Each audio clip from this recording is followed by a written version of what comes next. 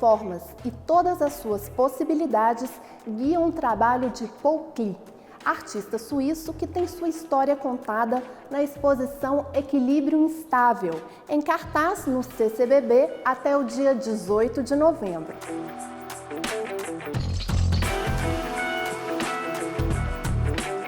So for me it was clear, since it's the first large Klee exhibition in Brazil, that I wanted to make an exhibition, a retrospective, with early works from the time of his childhood till late works, and show different aspects of his work.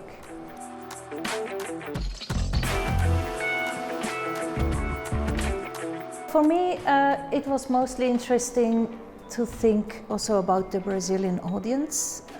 So what do they know? I mean, there have been small Klee exhibitions, but other aspects which are not well known here, as for instance the works from the early 1930s. So there is a whole section about this period, and also the Bauhaus, which is now with the 100 years jubilee this year, was also an important aspect.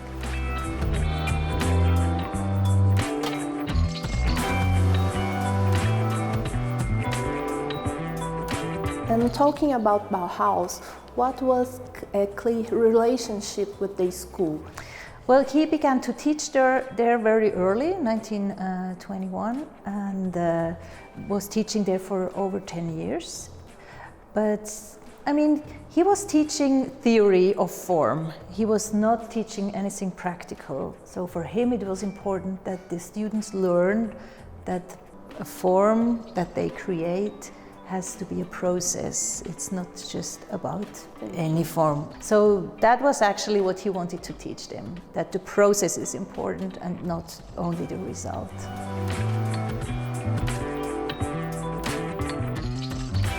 And what do you think is his legacy to the art, to the world of art?